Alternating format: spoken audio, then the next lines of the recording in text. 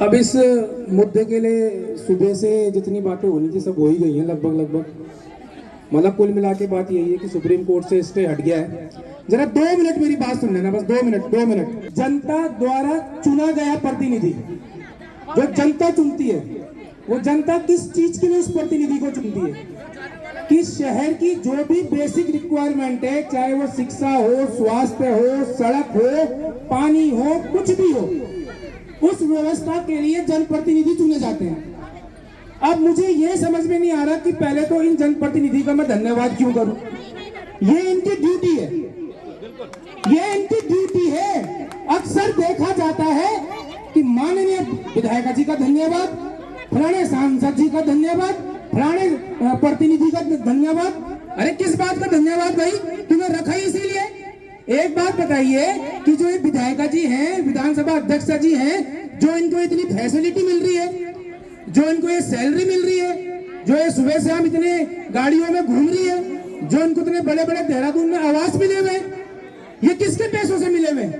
ये जनता के तो टैक्स से मिले हुए हैं ना। जब जनता के टैक्स से आपको ये सारी फैसिलिटी मिली हुई है और जनता ने ही आपको चुना हुआ है, लेकिन फिर भी बार बार आपके कानों में आके बोलना पड़ रहा है जनता को कि जरा अस्पताल सही करवा दो, अंकिता भंडारी को जरा न्याय दिलवा दो, जो ये नकल विरोधी तो ये जो माफिया चल रहे हैं, यहाँ पर नकल माफिया चल रहे हैं, उनके विरोध में कोई अच्छा कानून लिया हो, उनको जरा पकड़वा दो, सलाखों के पीछे डाल दो, ये लाल डांग चिल्लर खाल मार्ग बनवा दो। तो कभी कभी तो मैं ये सोचता हूँ कि जब ये सारी चीजें परवीन थापा ने जब यहाँ पर बैठना था, मतलब कितनी दुर्भाग्य, कितना बड़ा दुर्भाग्य है इस देश का। अगर कोई डेवलप कंट्री इस चीज को सोचेगा ना कि एक आदमी को यहाँ पर बैठना पड़ रहा है एक रोड बनवाने के लिए, उसके पीछे इतनी जनता लगी पड़ी है, हमें अभी भी बोलना पड़ रहा है कि 2 महीने 3 महीने हमें सड़कों पे और आना पड़ेगा। अरे क्यों आना पड़ेगा? फिर इसको रखा क्यों है? क्यों है ये प्रतिनिधि यहाँ पे रखे हुए? आप एक चीज बताइए, एक छोटे से चौकीदार के लिए भी, एक सरकारी नौकरी के लिए भी आपको एक एग्जाम देना पड़ता है, रिटर्न देना पड़ता है, फिजिकल देना पड़ता है, और उस आदमी को अपनी जिम्मेदारी पता होती है कि मैं इस विभाग में हूं और मुझे ये काम करना है। तो ऐसे ही ये जो जनप्रतिनिधि हमने चुने हैं, तो क्या इनकी कोई जिम्मेदारी नहीं बनती? अगर ये लाल डांग चिल्लर खाल मार्ग बनता है तो क्या वो जनप्रतिनिधि हम पे एहसान कर रहे हैं? क्या उसके बदले वो सुविधाएं नहीं ले रहे? क्या उसके बदले वो सैलरी नहीं ले रही है? बताइए आप। मुझे समझ में नहीं आता यार कि जनता ऐसा क्यों करती कि प्रतिनिधि का धन्यवाद करे। धन्यवाद किस बात का तुम्हारा? भाई हम भी नौकरी कर रहे हैं ना। अगर मैं कहीं नौकरी कर रहा हूँ, मेरा कुछ काम है, तो मेरा बॉस आके मुझे बार बार ये बोलेगा, खेड़ा जी बहुत बहुत धन्यवाद तुम्हारा यार, तुमने ये काम कर दिया। अरे मेरा बॉस उसके बदले मेरे को सैलरी दे रहा है। तो ऐसे ही ये जनप्रतिनिधि है, इनका काम है, लेकिन आप लोगों ने इनको ऐसे सर पे चढ़ा दिया है। अभी आप देखिए, अगर ये लाल डांग चिल्लर खाल मार्ग बनती है तो क्या रितु खंडूरी जी अपनी जेब से बनाएंगे इसको? बताइए आप मेरे को। लेकिन धन्यवाद हम ऐसे देते हैं और जनप्रतिनिधि कहते हैं मैंने अपने कार्यकाल में ये भी कर दिया, वो भी कर दिया, वो भी कर दिया। अरे क्या कर दिया तुमने? जो कुछ हुआ है जनता के पैसों से ही तो हो रहा है, लेकिन उसके लिए भी तुम्हें बार बार जगाना पड़ रहा है। अभी एक उदाहरण मैं देता हूँ। अभी उत्तराखंड में आपने देखा होगा, जो बेरोजगार संघ ने इतना बड़ा आंदोलन चलाया था, नकल माफिया जो यहाँ पर इतने हावी हो गए थे, जब उसकी सीबीआई की मांग हो रही थी, तो पूरी भारतीय जनता पार्टी के जितने भी जो कार्यकर्ता हैं, जो इसमें बड़े बड़े पद में बैठे हुए, उन्होंने बोला कोई सीबीआई जांच नहीं चाहिए, हमें अपनी सरकार पे पूरा भरोसा है। लेकिन जब वो बेरोजगार युवा लगातार बैठे रहे और बहुत ही शालीनता के साथ, बहुत ही अनुशासन के साथ उन्होंने जब वो आंदोलन चलाया, और जब मजबूरन में खुद मुख्यमंत्री जी को वहां पर आना पड़ा और सीबीआई जांच की मांग करनी पड़ी, तो ढोल दमाऊ शुरू हो गए। माननीय मुख्यमंत्री जी का धन्यवाद, सीबीआई जांच के आदेश दिए।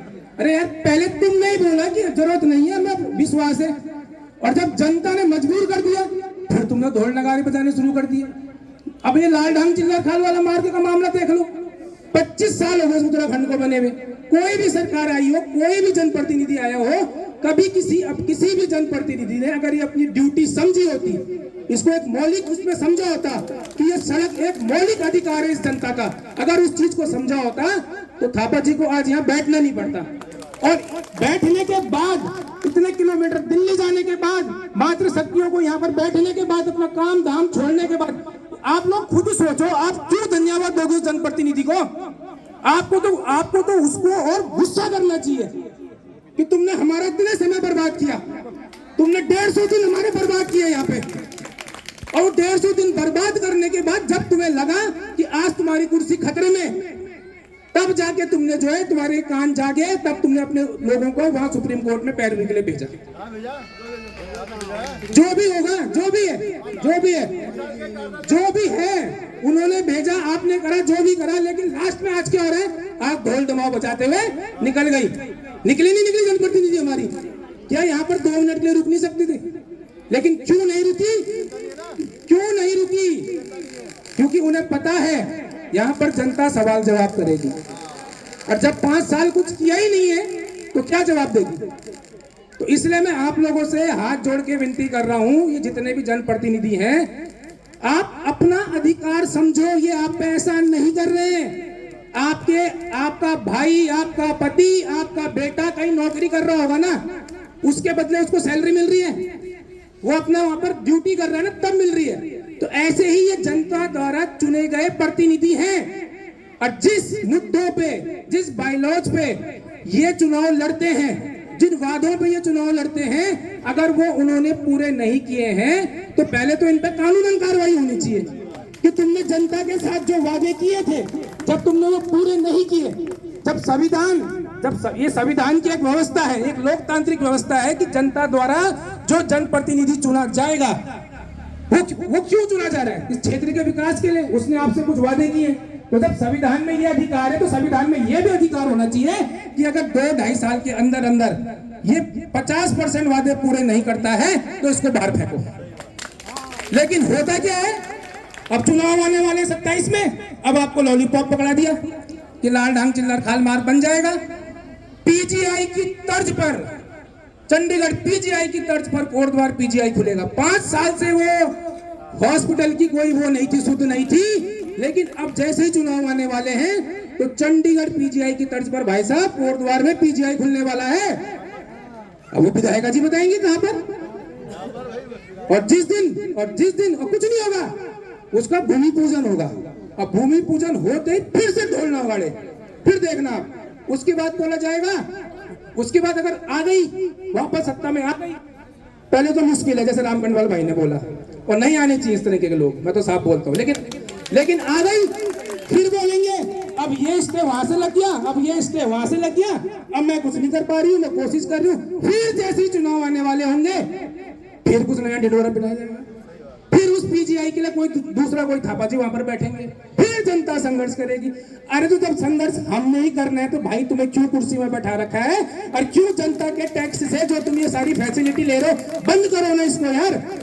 और लाल ढांग चिल्लर खाल मार्ग से आ रही है, मैं राम कंडवाल भाई से यही कह रहा था, मैंने कहा राम भाई आ तो रही है लाल ढांग चिल्लर खाल मार्ग से, लेकिन वो तो आ रही 40-50 लाख की गाड़ी में, उसको क्या फर्क पड़ेगा इस रोड में भी, उसको झटके थोड़े लगेंगे रोड में।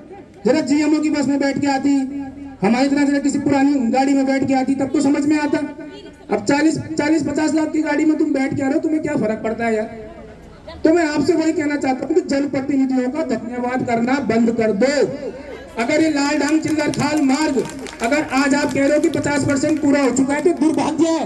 25 साल बाद मतलब आज आप कह रहे हो कि 50% ये मुद्दा पूरा हुआ है, और अब 50% और अटका हुआ है, तो सोच लीजिए आप। तो इन जनप्रतिनिधियों का धन्यवाद करना बिल्कुल बंद कर दो।